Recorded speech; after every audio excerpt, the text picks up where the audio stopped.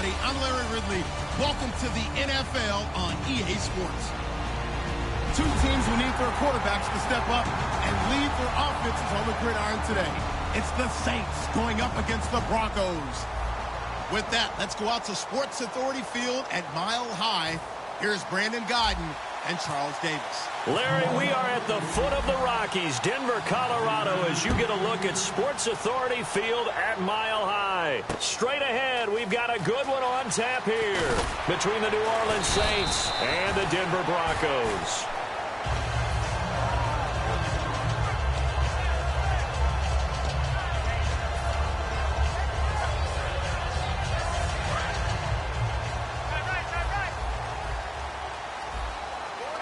They come out here in the eye. Now a carry, it's C.J. Anderson. And not much there. Maybe a yard up to the 24. In on the tackle, Nathan Stupar. Let's talk about the starting lineup offensively for the Denver Broncos, and let's talk about Devontae Booker. I always described him as a guy who ate carries in college, meaning just keep handing it to him, and he got better as the game went on. Had a knee injury his last year at Utah. Comes in a little bit older than your average back, but boys, he's skilled and talented. And he emulates Emmitt Smith in one way. Loves to keep the ball in his left hand at all times.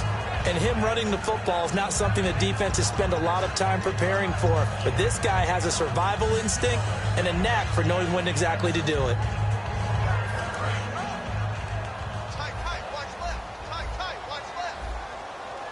Looking to jam the receivers at the line here. Press coverage look defensively. Now a play fake here on first down. This is Booker on the dump off. And he'll get up to the 43-yard line. 6 yards on the pickup, and it'll make it second down. So many times you hear today's NFL described as a space game. Get your best players into space with the football in their hands. That's why sometimes you just swing it out to your runner, get him out in the flat, and let him have a chance to make people miss an open field. Here we go. To throw on second is Simeon. And he'll be out of bounds just shy of the 40. Well, the bad news, the Denver Broncos didn't make the playoffs, but the good news for Demaryius Thomas, he was over 1,000 yards again as a receiver. 6 straight years he's done that, but yards per catch and touchdowns down a little bit. Any of that due to the change at quarterback? Think about it. For him now, in the last 2 seasons, he's had to get used to 4 different quarterbacks throwing him the football. I think that yards per catch will go back up when he gets some consistency. Fresh set of downs here.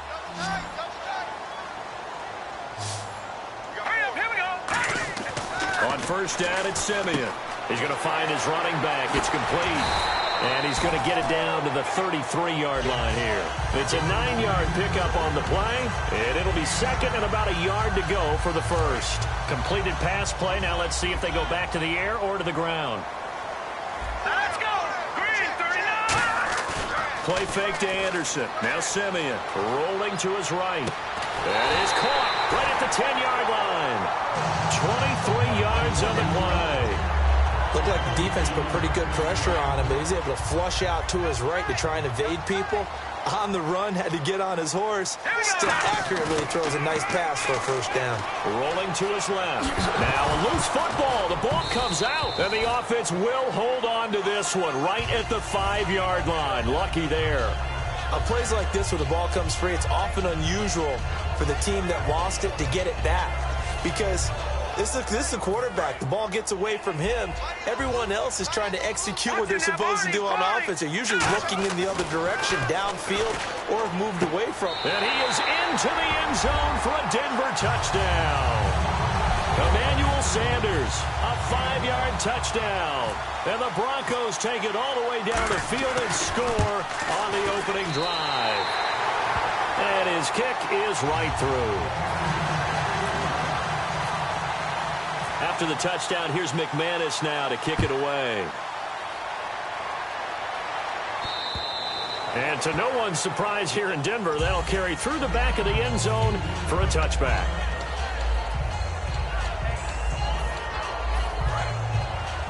Looks like the defense in press coverage here.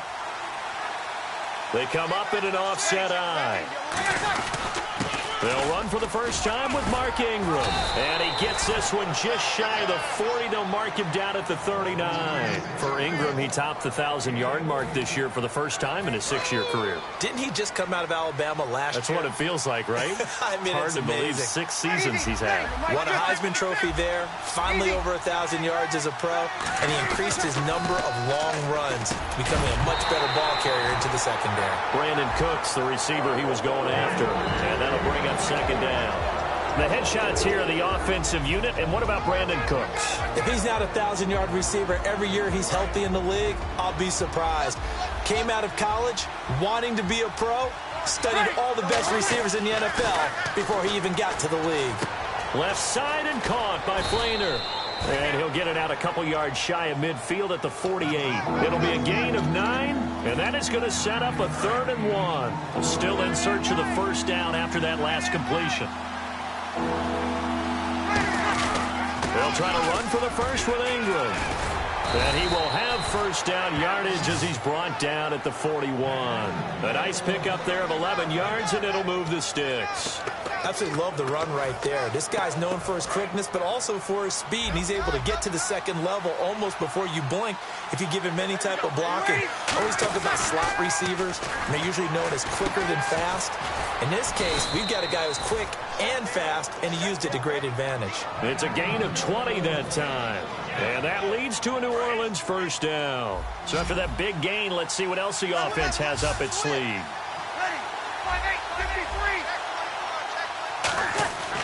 Breeze now on first down. This will be caught inside the 10. It's a nice pickup of 12 yards, and it gives him a 1st and goal.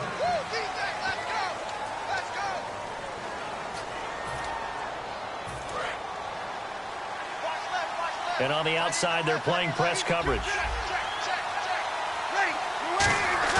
They go play action here on first down. And it pops free. The collision there jarred the ball loose and brings up second down. Everything about that play tells you about today's NFL offenses and what they're asking out of running backs. You can't just be a guy who can run the football.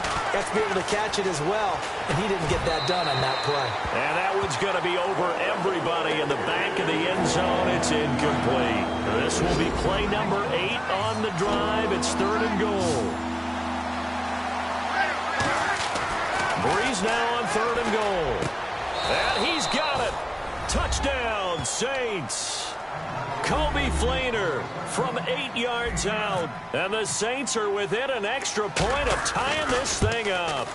That's almost just not right. You cover everybody, but those tight ends, they can be awfully reliable. Very reliable. The defense just has to hate those guys. This drives them crazy because oftentimes you can't match up with them. They have you either with size, speed, or maybe even just strength. And Denver getting set to take the field. And that last drive, a long drive, but not just that. They had a great air attack going. Did they stick with that? I would think that they would, because if they were confident enough to do it on the last drive, starting backed up in their own territory, why would you change anything? They've got to be confident about what they're presenting and continue to do so. Yeah, because the secondary, they really look clueless. And that was amazing because that drive went and went, no adjustments, and no big plays by the defense to knock the ball away. Second down following the run.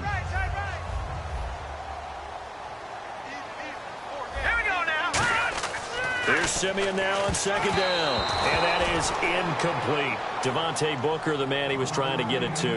And it's 3rd and 5. I had a coach tell me a long time ago that running a screen pass is similar to acting 101 for your offense, because you got to show something different and create extra space for linemen to chase the quarterback in order to create extra room for the receiver to catch the football and maneuver upfield. In this case, though, give a lot of credit to the defense. They communicated well. You could hear them talking to each other on the field, and they reacted and knocked it away. He's got time. Toward the sideline. Did he keep the feet in? Yes, he got them both down, says the side judge, and that's good enough for a first down. He's come a long way since his time at Georgia Tech. What did he run at Tech? He ran hitches and go routes, essentially. Yeah. I mean, but he ran them really well. He averaged well over 20 yards a catch while he was there. and he still creates downfield in the NFL. That big body and that willingness to go catch the football, he's pretty impressive. And his friends call him Bebe, a nickname his uncle gave him back in the day. A very solid gain of 27. Good, strong, explosive run that started inside, which means you've got to control those defensive linemen, the defensive tackles, the nose guards. Those guys have to be controlled. How about the offensive line, the job they just did? Yeah, key that A-gap usually on those runs, right? That's where it all starts because everyone wants to kind of control that area. It disrupts things from the defensive side and the offensive side. As we just saw, it opens up possibilities. He'll buy some time right. That's caught. It's Thomas. And eventually brought down, but it's near the 5 at the 6. That one good for 17 yards, and now they've got it first and goal. Well, coaches always talk about finding balance on offense. I don't think you can get much more balance than this. Big-time run, big-time pass. A 1-2 combination. Looked pretty good. How about that? Let's see if they can continue to take that kind of a punch, though. They come out here in the eye. Green, 39. First and goal. Defense with their backs against the wall. And the hole closes quickly here. He can fight only to about the 4. It's a gain of a yard, and it'll set up second and goal. Be interesting to see now what they do offensively down near the goal line after not much there that time. As the offensive play caller, that may change your sequence now. Instead of coming right back with a running play, you may have to go to the air. Ball spotted at the 4. It's second and goal. Here's Booker. And he will push his way forward down to about the 3-yard line. And give him 2 yards officially, and now it'll be third and goal. And now the Saints are going to take a timeout on defense. They'll have 2 remaining as we step aside here in this second quarter.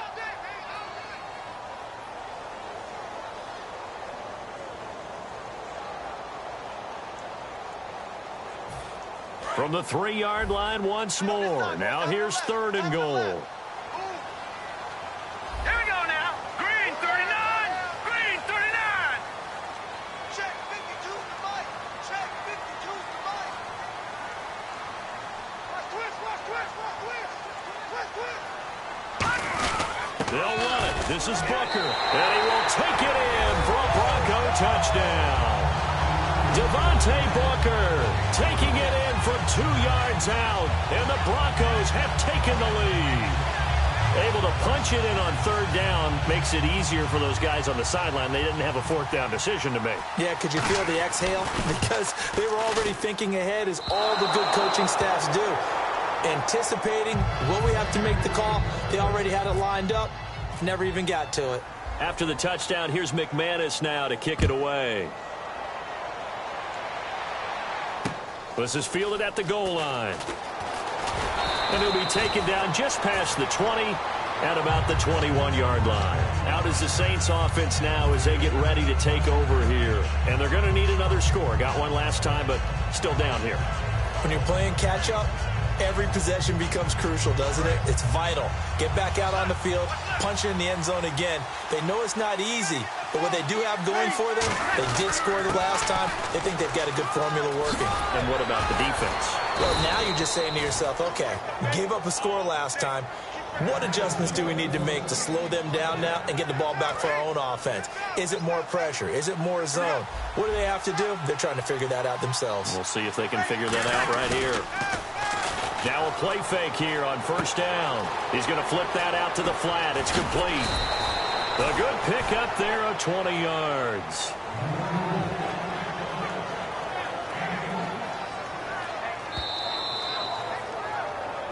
Two minutes to play here in the first half. Back to Denver right after this.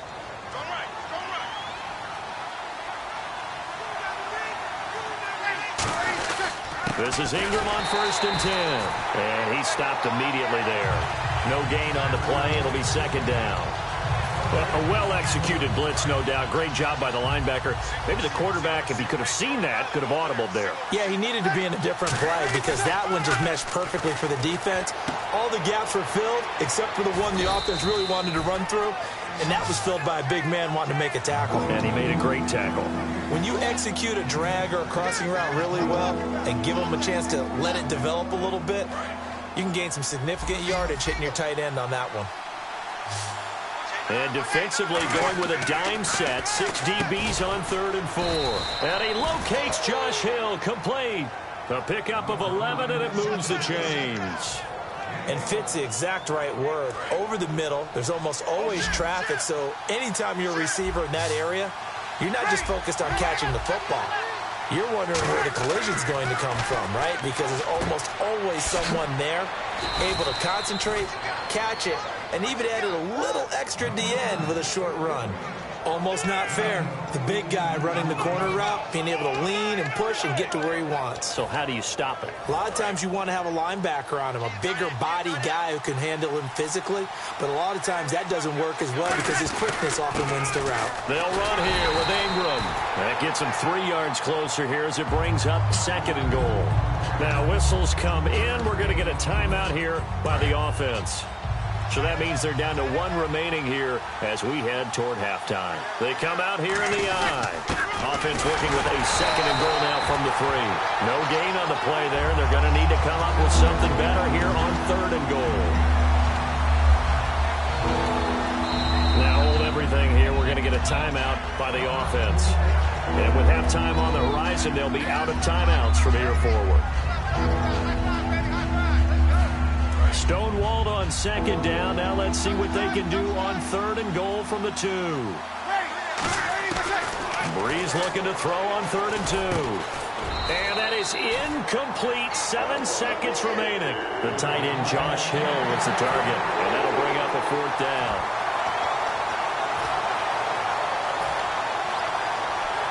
Can this defense hold them out?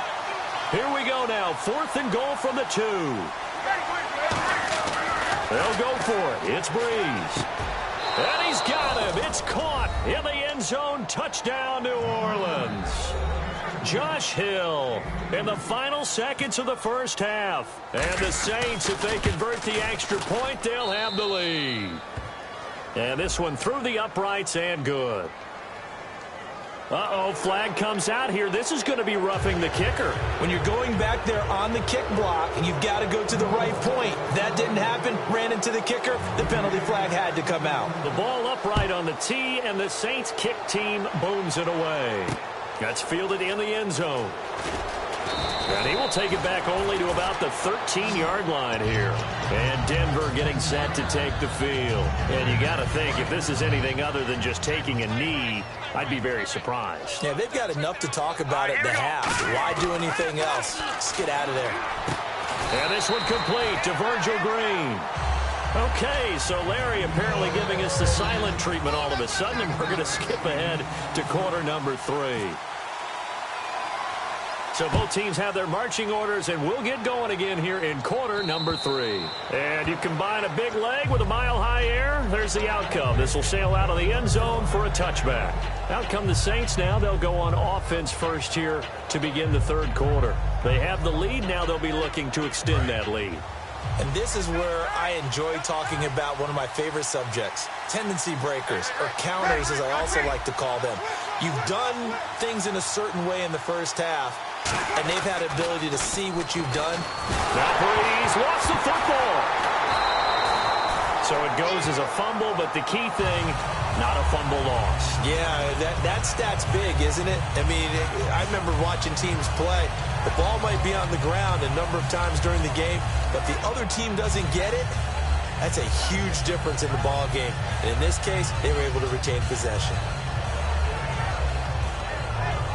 The fumble, but they're able to maintain possession. Now it's 2nd down. Breeze to throw on 2nd down. It's brought in here by Willie Snead. And he takes this one just shy of midfield all the way to the 49. And a good quarterback facing zone coverage. If he has just a little bit of time to survey the scene, that's what's going to happen. No doubt about it. If there's no pressure, he's going to continue to pick them apart because he'll have all that time to find someone open downfield. He can only cover for so long. So maybe they want to go to a zone blitz scheme, get a little bit more pressure. Remember when Carolina did that against Denver? They lost the game ultimately. They dropped the defensive end out, and he ended up with an interception in that game in Super Bowl 50. Maybe